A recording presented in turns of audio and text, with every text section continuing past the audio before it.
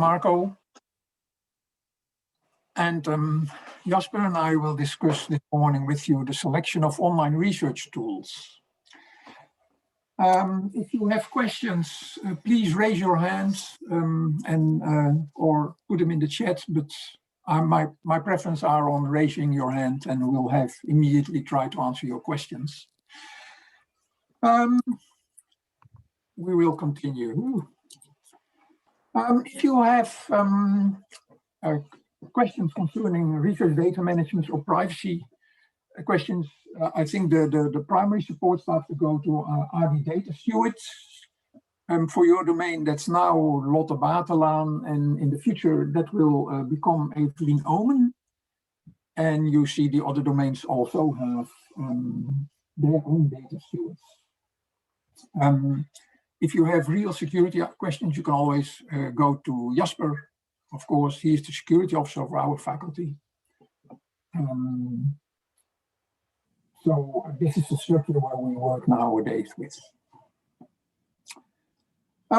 In this meeting, Jasper and I will explain to you how to select online tools for research. When you select online tools for research, you need to consider 4 things. You need to see to your own, you should look to your own research project and decide if privacy data are part of your research project. I will also discuss privacy and online tooling, which privacy components can be a problem by online tooling. Then Jasper will continue, and he will discuss the security, and he will also discuss the several online tools that are available at this moment at the university. But last but not least is the safety of the participants. And I think the safety of participants is, especially in your domain, often an important issue. And we will not further discuss that, but keep in mind, when you use an online tool, there's always a digital trace between you and the other person. Security and privacy are connected together. And I think online there's no privacy without good security. So security is a very important component of online tooling.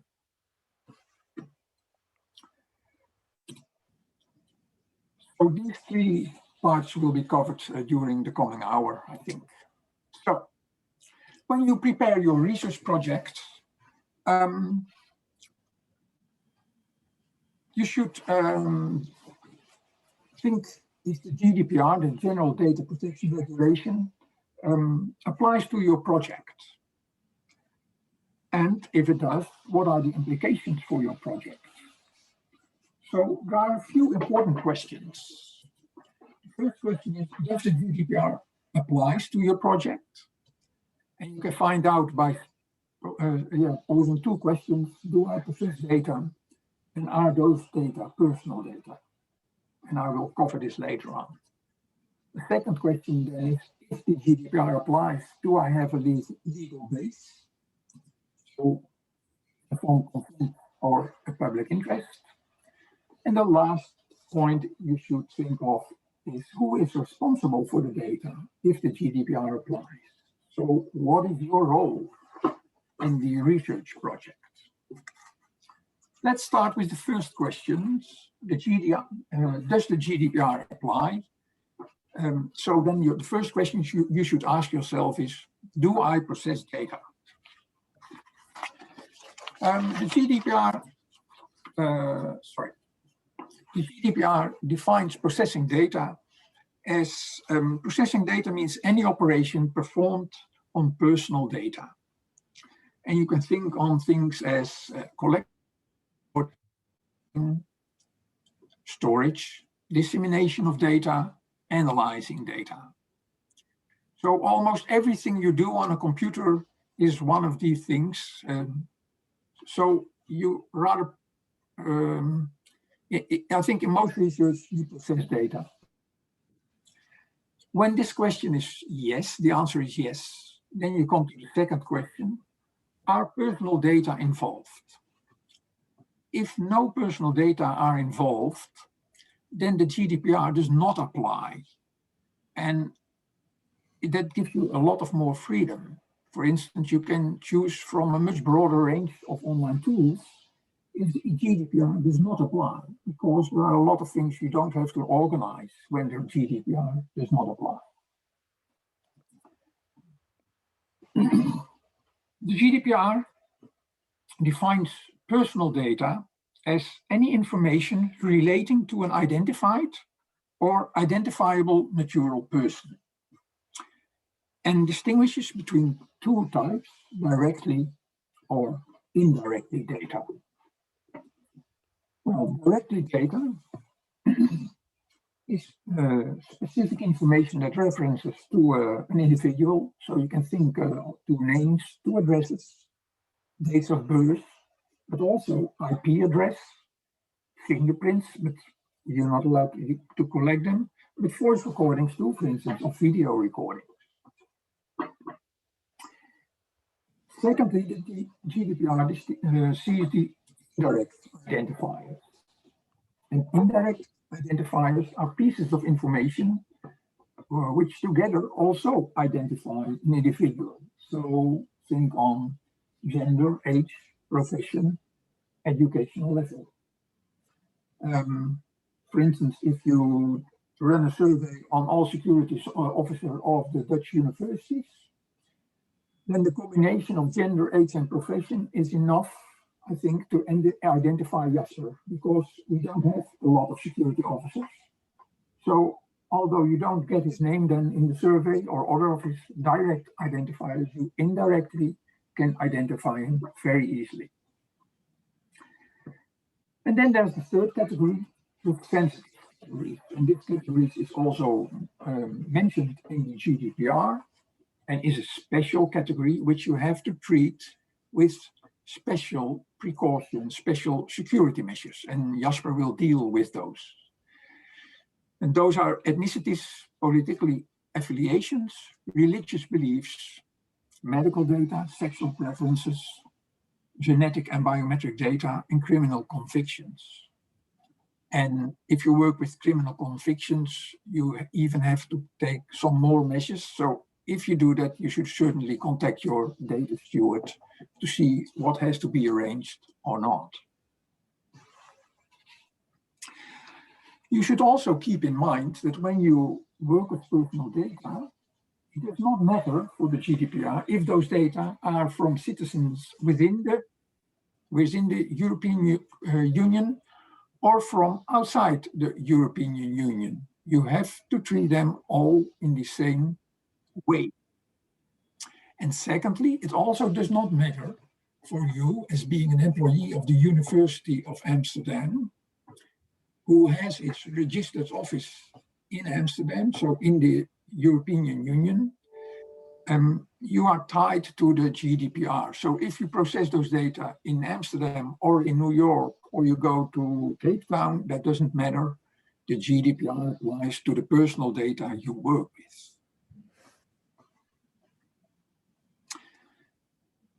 So if you answered the first two questions, do I process data and are those data personal data with yes, then immediately two topics are important. The first one is, do you work with a legal base? And the second one, what is your role? Let's have a look at the legal base. The GDPR distinguishes 6 lawful bases, but only 2 apply for you. And those are informed consent or public interest.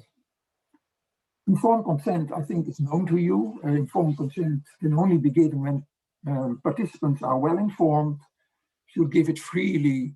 It should have no repercussions for them if they withdraw their consent. And of course, in some situations, ethnographical research sometimes, or scraping internet, it is not possible to ask for explicit consent. And then you could use public interest.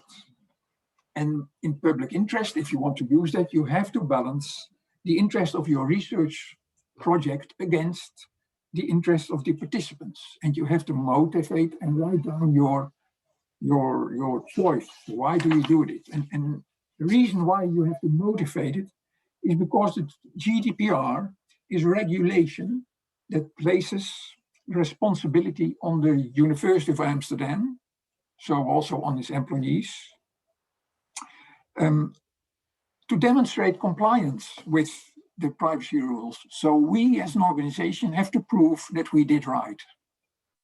And it's not the other way around. So keep that in mind when you have to deal with the GDPR. Well, when you have you have legal base, the GDPR applies, then you come to the responsibility. Who is responsible for your data? And the GDPR defines two roles: the controller, and the controller is the individual who determines the purpose for which and the means by which data are processed. And the second role is the role of the data processor. And the data processor is the one who processes the data on behalf of the controller. So I have here two schedules, two scenarios. We have, of course, the participant in the research. We have you as a researcher, who is the controller, because you, most of the times, determine the purpose and means of a piece of research. And you work together with UVA colleagues, or you work together with students who collect the data for you. That's one situation. And the second situation is you are the controller, you are the researcher, you define what is going to be researched, you define the purpose and the means. And for collecting the data, you use an external tool, an online tool like Zoom or Microsoft or Qualtrics, or you work together with an external colleague.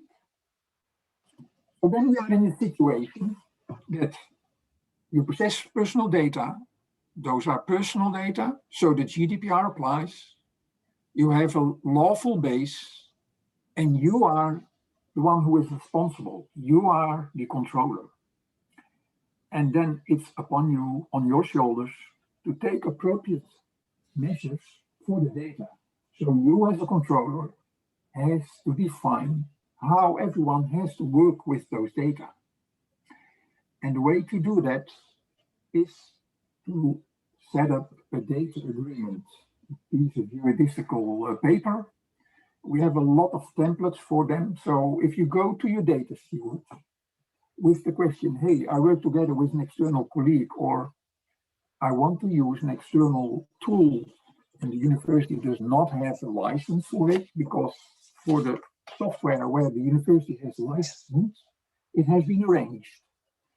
But if you want to use a tool we don't have a license yet, you have to sign, or there has to be made a data agreement. And in the data agreement, you define what is going, what people are allowed to do with the data, which data it concerns, which security measures are taken, and what to do in case of a data breach. So the data agreement is an important agreement for using online tools. So when you know, when you have thought about the privacy components of your research project, you also have to look to the online tool. And by the online tool, you have to think about three things. How does the company treat your personal data? Do they look at metadata? And has the university already a data agreement with that company? We have a central register in which the data stewards can see if there is already a data agreement or not. So if you want to know what a company does with your data, so you are interested in what data does the company have of me? Well, often if you sign a license with a company, they have your name, they have your email address, they might have a credit card, for instance. But what do they do with your research data, for instance? Some of you use Qualtrics. With Qualtrics, we have a signed data agreement. But Qualtrics knows a lot. They know from you that you have several surveys. They know, based on IP, who filled in those surveys and when they filled in those surveys. And I also know they sometimes do some analysis on a high level, so not on your research data, but on the structure used in the survey. So they look to the logic used in surveys. What security measures do they take? Is it, for instance, allowed to have an audit on their infrastructure or not? And do they sell your data? You all know Zoom. We are working with Zoom now. And the university has a license with Zoom. A lot of things have been arranged, but until now it is not quite clear what Zoom does with the metadata. And when I'm right, during this month, there will be a report about an analysis on how Zoom treats the data meta of our university. So how do you find out what a tool does? Well, the way to go, unfortunately, maybe, is to look to the privacy policy. And the privacy policy is often a huge document. This is the privacy policy of Qualtrics. And in those privacy policies, they describe how they deal with the data. So they say which data they have of you. They tell you how long they will keep it when you end the license. They tell you wherefore they need those data. And often it's also, especially for free tools, when you start using it, you automatically agreed with their rules. So keep that in mind. The second aspect of online tooling are the metadata. So you look what the company does with your data and your research data, but you also should try to find out what the company does with the metadata. And the metadata are data about your data. So they know who is connected to who, they know which people spoke to each other. So if you look, for instance, to the metadata of WhatsApp, then you see that although they can't see your messages are really encrypted end-to-end, but they know the time of delivery of messages, they know mobile phone numbers, they know your address book, they know who connected to whom, with what frequency and how long, they know your location. So they know quite a lot, I think, about you. So from the online tooling, there are two main aspects you should look to, or three, sorry. Is there privacy? What's the privacy policy? What do they do with the metadata? And is there an agreement? So to resume, the first question for your research is, does the GDPR apply? If it does, think on your base. You are responsible, well, look at your role, and if you are responsible, then work with data agreements. And if you use online tooling, which we don't have licensed yet, you have to look to the privacy policy, the metadata. This was my part about privacy. Are there questions? I haven't seen any raised hands. Okay. Well, then Jasper will continue. I will stop sharing my screen. Okay. Well, if there are any questions, then now is the time. You can also put something in chat. And yeah, you can also interrupt me while I'm talking. I'll just share my screen now. Slideshow. Can everybody see the slideshow?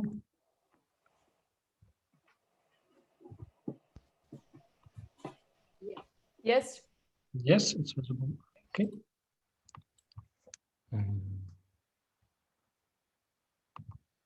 So let's do it like this. All right. Well, let's continue. So in my part of this talk, I would like to continue discussing some of the research tools in use at UvA, focusing on those tools we think researchers in the social sciences are most likely to use, and especially those platforms that have seen a huge surge in usage during the corona lockdown. With respect to storage of research data, we can expect to see a significant change throughout UvA, as the university will be retiring the file servers that you know of as the H and P drives by the end of the year. I would also like to discuss some of the decisions that researchers will have to make with regards to their own data and the suitability of different platforms for processing such data. Yeah. So when it comes to the selection of media for storing of data, we'd like to press home the point that it is up to researchers handling the data to evaluate the nature of the data that you are storing and processing, and whether there are personal data involved, and how sensitive those data are in general.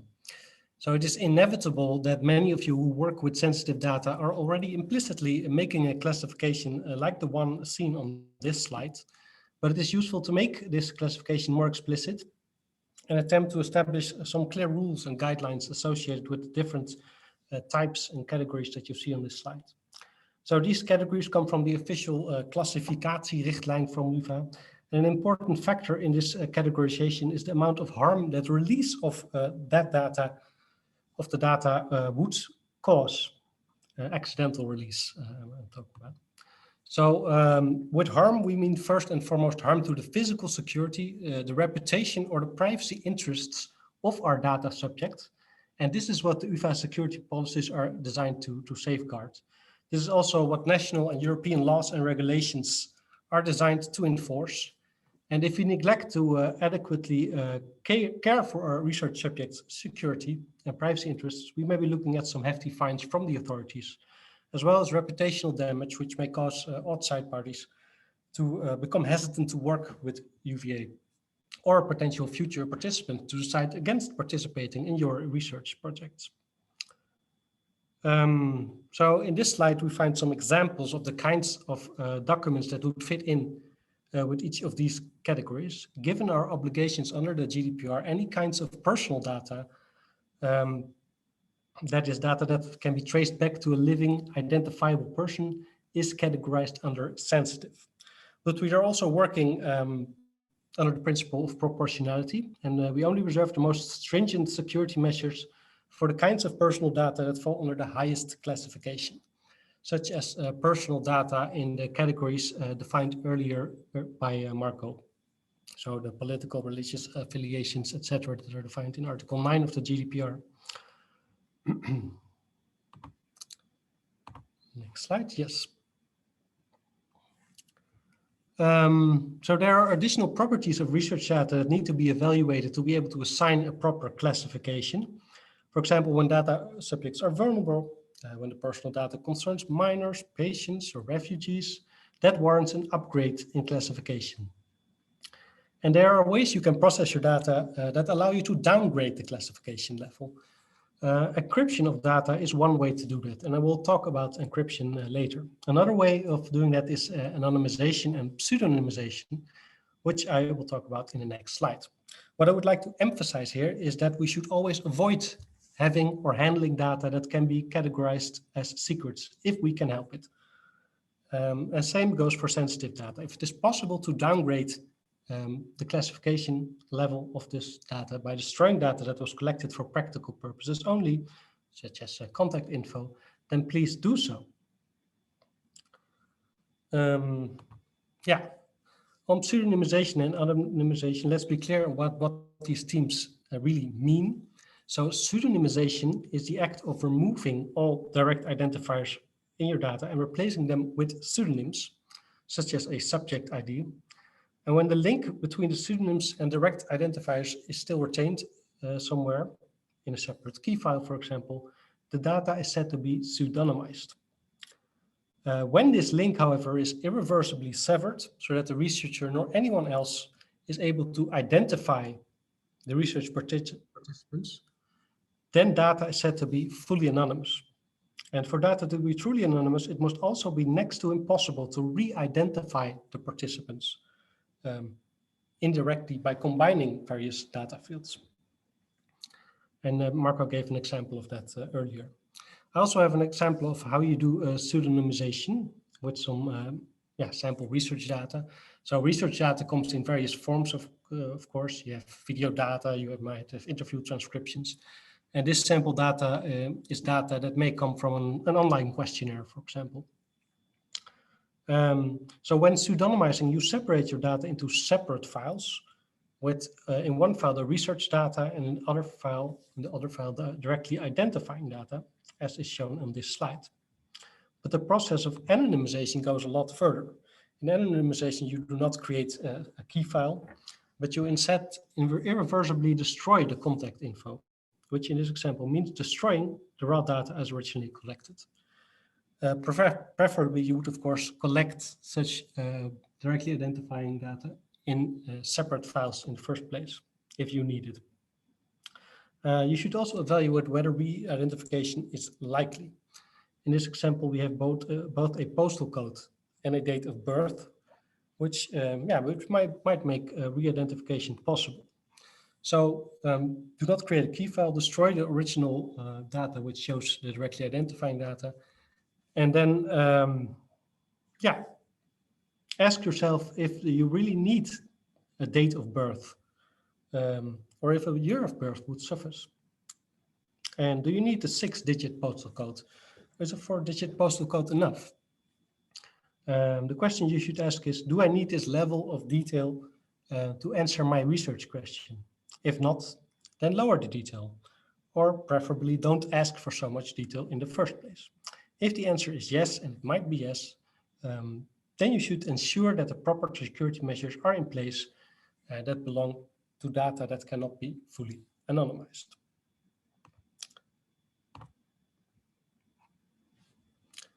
Are there any questions thus far? Now is the time. Nope. Okay. So once the data has been adequately classified, the question then becomes how to then handle data assigned to these categories. Obviously, public data can be handled however you see fit, but when data of internal or higher classification is stored, we require that you place these data on UVA-managed devices. Either your UVA-managed and BitLab encrypted laptop or on UVA servers or cloud platforms. When data is sensitive, for example, because the data cannot be fully anonymized, we ask that you spend some time evaluating how to collect, process, and store such data securely. And we ask you that you think about who should have access to data and how to prevent non-authorized people from having access to such data in each of the research phases.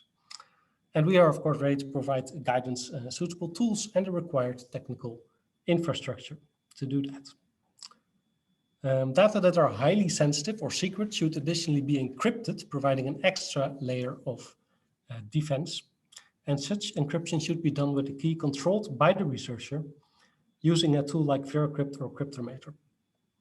And UVA is developing its own tool for encryption, which is expected to be available sometimes next year. I will come back to encryption later. Next slide. So collection and processing of data will in some cases be done on your UVA provided laptop or on your personal device. And if you use an UVA managed laptop, you can be sure that the basic security measures are in place. And this includes an up-to-date operating system and software. And crucially, we must make sure that the data on the device is not easily accessible after theft or loss of the device, which of course can happen to anyone. So log in with your personal credentials, automatic log off after a period of inactivity, whole disk encryption so that other parties cannot simply take out your hard disk and plug it into their own system, thus bypassing the need to log into your laptop. The UVA has software available which automatically manages the security settings for your device. And this software is already installed if you have an UVA managed device.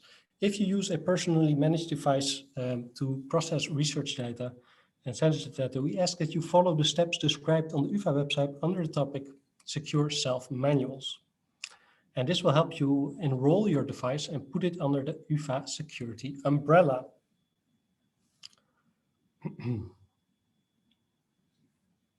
Okay. So using your laptop as the sole location for your research data should only ever be a temporary measure. The UvA has a number of cloud platforms available where research data can be safely stored. And using these platforms ensures that a backup of your data can always be recovered. And these platforms can also greatly facilitate collaboration between researchers.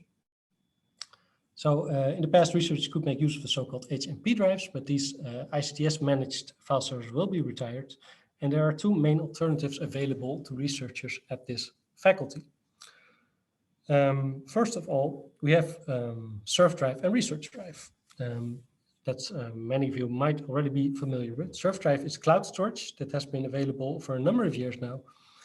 Some of you may be already using it. It's linked to your UvANet ID, and files you store will remain in place as long as you work in this institution. And after that, they will cease to exist. And there are a number of limited options available for collaboration in SurfDrive, where you can share a selection of your files or folders with other SurfDrive users.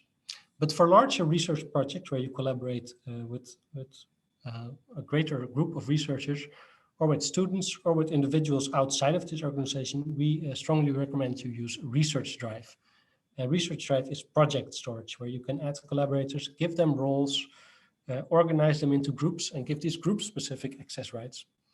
And in Research Drive, you can enable two-factor authentication, so that mere login credentials will not be enough to gain access to your sensitive research data.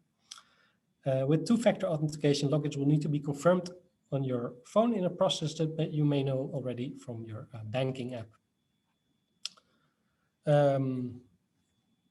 Okay. Another storage option that researchers can use is Microsoft Teams. Teams is a lot broader than just storage, of course. Teams is a collaboration platform that can be used for internal communication, video conferencing, storage, and file sharing, among other things.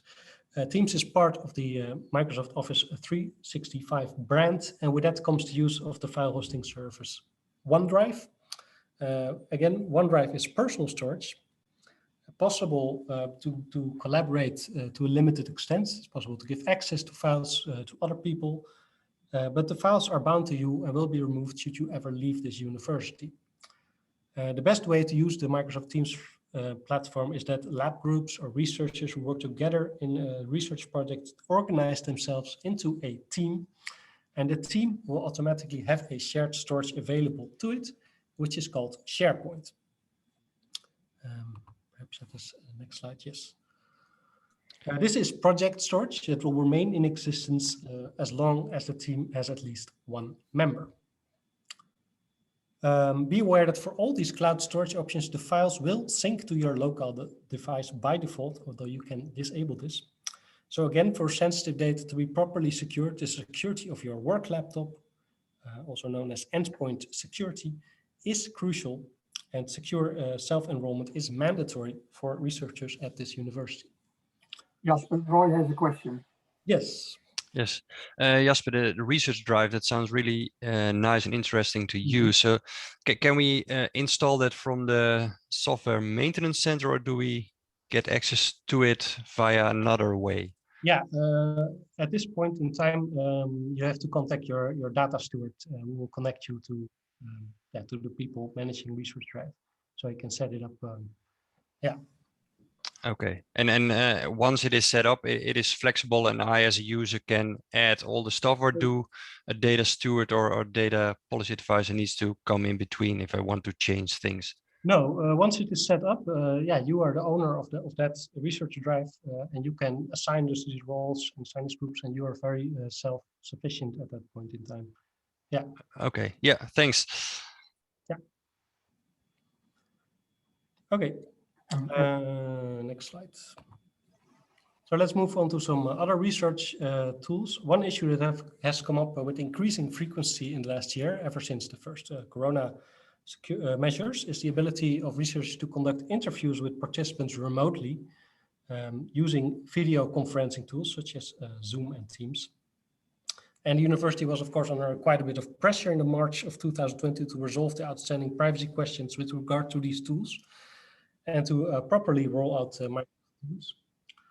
First resolution of this came just before the summer in 2020, where we had at least proper data processing agreements with both companies in place under conditions deemed adequate for most purposes by the central UVA. It is perfectly acceptable to use both Microsoft Teams and Zoom when conducting research that results in data that can be classified as sensitive or lower. If the data processed while using these tools rises to the level of secret, for example, because the interviews are with vulnerable populations, for example, or because especially sensitive questions are asked during the interview, then we should stop and evaluate whether using these tools is a good idea. And we should look at the properties of your research project. Are videos being recorded in the research process? Is the metadata itself sensitive? And Marco talked a little bit about this metadata. So data showing who talks with whom and for how long. And yeah, that can be sensitive if you, for example, interview dissenters or activists. In these cases, you should contact your data steward and consult with them, or with myself, or with Marco.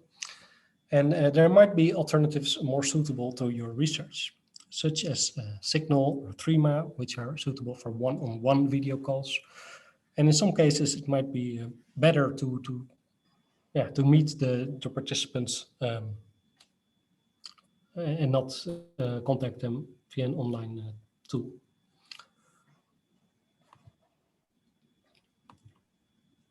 Okay, so about encryption, whenever you handle data that has to be classified as secret on initial collection, we require that you either anonymize the data to such an extent that the secret label no longer applies, or if that is not possible, for example, because the data are video data, or you need to recontact the participants at a later stage, we ask that you encrypt such data instead. And this faculty has been clamoring for an easy-to-use encryption tool fully integrated with UvA storage solutions, where you encrypt your data with the click of a button. And the feasibility study by the Central UvA Infrastructure tool is currently underway, and that hopefully results in an UvA encryption solution sometime in 2022. But until that time, the go-to tool for encryption for UvA researchers is VeraCrypt, which takes quite a bit of time to set up, but once in place, it creates a vault on your laptop or on UvA Cloud Storage, where you can easily drag and drop your files and folders for encryption. And the university library is planning a workshop on encryption for researchers in the social sciences sometime next month, where you can learn about setting this up. Be sure to use a password of adequate length when setting up encryption, at least 12 characters, using numbers, letters, and symbols, while avoiding words that can be found in a dictionary or simple variants of such words. And be sure to share this password with a supervisor or collaborating researcher. Secure password recovery is another reason why we want a UvA encryption tool, as losing the password can be quite the disaster, as you can imagine. Any questions on encryption? Okay, for online data collection, UvA has a few standard tools in its arsenal. The most widely used tool for UvA researchers is the survey tool Qualtrics. UvA has a data processing agreement with Qualtrics in place. And for this agreement to apply, it is required that you use the Qualtrics UvA portal at uvaqualtrics.eu.com. Be sure to remove the data from the Qualtrics servers after data collection and place them on UVA servers. Use of Microsoft Form is also perfectly fine under the same conditions. And more complicated tasks can be made with some other platforms mentioned on this slide. These are tools that are popular with some of the other domains at this faculty. Please contact your data steward or myself for further information on these platforms. Transcription services, for those servers, we recommend the company Amberscript because we have a data agreement in place with this company and they offer secure transcription services. You can also contact your data steward if you want to make use of this. Okay. Yeah, transferring sensitive data should mostly be avoided. And instead, researchers should use the collaboration platforms like Research Drive or Microsoft Teams. Should it be necessary to send sensitive data outside of these platforms, however, you should use Serve File Sender. And the service has an encryption feature which can protect your data while it is in transit. It is also it also allows giving out vouchers so that third parties outside IFA can send sensitive data to you. Please do not use your mail client to send sensitive data. It is not secure. Also avoid platforms which the IFA does not have a formal data processing agreement, like Dropbox or Google Drive, because we cannot guarantee what will happen to your research data if you place them there. Okay, that was the last slide I have. Are there any questions about any of this?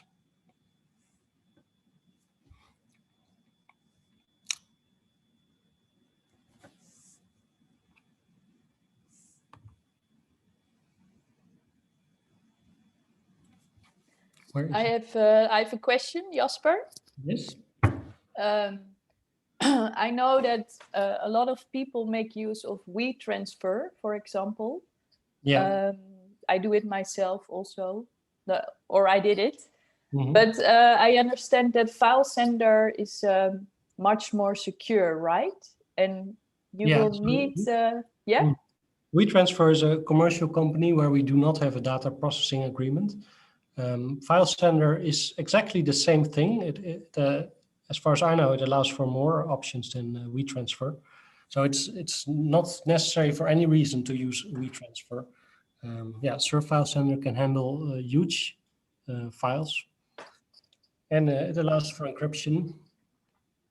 Yeah. Yeah. And you will need your UVANet ID to use it, I think. Correct. Yeah, you can log into your UVANet ID credentials, but you can also give a voucher to a person outside of the university, and that will allow them to send files.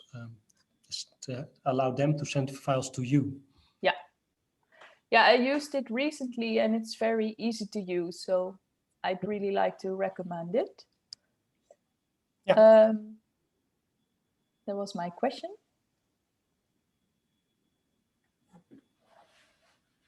And I have another for the moment. Maybe there will be other questions later. I was wondering, you talked about Signal, for example, and I think Trema for in case of sensitive or secret data. Mm-hmm. But what if you will need to have a discussion with more people, 6 or a group, and it indeed are vulnerable people? Is there any online tool, because this gets complicated, I understand, but what could we think of in that case? Yeah, that becomes tricky, because indeed Signal and Trema are only suitable for one-on-one interviews. So we should really evaluate how sensitive this, the interviews or the metadata would be. And yeah, for Zoom has an added advantage. If you want to record a video, then Zoom has an option that allows you to record this locally on your own laptop, while Teams recorded videos automatically go to the cloud. So for very sensitive data, we have in the past allowed the use of Zoom with local recordings, but it is still a headache, and yeah, we're not 100% confident that it is fully secure. And there are, of course, a lot of other commercial projects which handle, which are used in medical practice. And Jasper and I analyzed some of those, and we could, of course, take a subscription for one of those programs, but that has to be done then for the special for one project, and the university does not have that at this moment. Yep.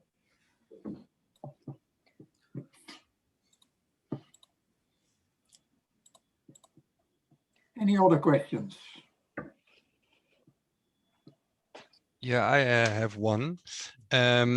So Jasper, you talked a bit about different online survey tools, and I was wondering, I'm interested in doing longitudinal data collections. So does the UvA also have other tools available to facilitate that? Yeah, yeah. These longitudinal studies are done a lot at the other domains at this faculty. So psychology has a tool that is available that you can use. It's called Lotus. Lotus, yeah. Yeah, it's in use with the lab, and it allows yeah, sending out questionnaire links, sending out reminders at times you specify, and it has a lot of other features that may do that.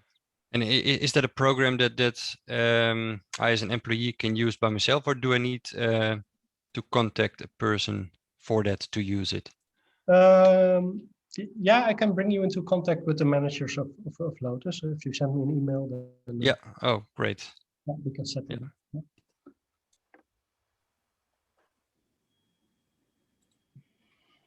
I just have a quick specific question as well in relation to sort of the secret data and then the video calling services you use, because for Zoom and for Threema as well, you need to download those, and I don't want to put my participants, or for Zoom and Signal and Threema, you all need to download those, and I don't necessarily want to force my participants to do that.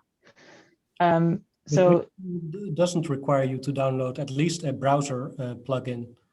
They all Zoom, do. or which one? Teams, but they are the same in that respect. Yeah, okay. Is Jitsi also okay? Jitsi. Jitsi would be okay, but you would have to set that up. Yeah, if you have the technical know-how to set that up, then Jitsi would be preferable even. Okay. Do you use a Jitsi server, or do you have that set up somewhere? Or? I've used it in the past, Really? but I would need to figure it out again. Yeah, we have also looked at it. Yeah, it would be great if we could set that up, but it might be more difficult to do so than we think. So yeah, that would be a great tool. Mm-hmm. Okay. Hannah, there are several Jitsi servers on the internet findable, even in the Netherlands, run by privacy persons. And one of the problems of those services is that we don't know how they organized the security of those systems. So Jitsi on itself is a very secure protocol, very privacy friendly. Mm-hmm. But we as university do not have the knowledge to set up a system like that at this moment. Surf had one, but they ended it. Well, as Jasper said earlier, we don't have a perfect solution at this moment. I'm sorry.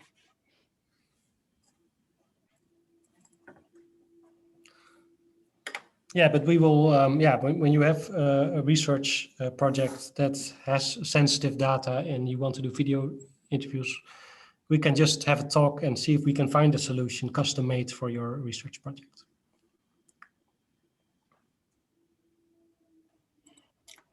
Any other questions?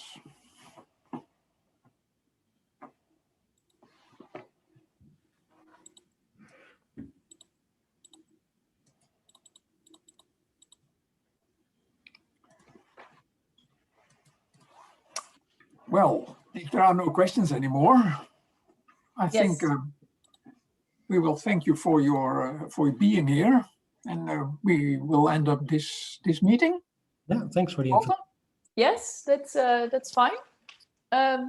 Thank you both a lot for presenting, and as said, questions could be directed to me also, as for now still the data steward of ISSR, but yeah, as I understand, Jasper is also available for custom-made solutions.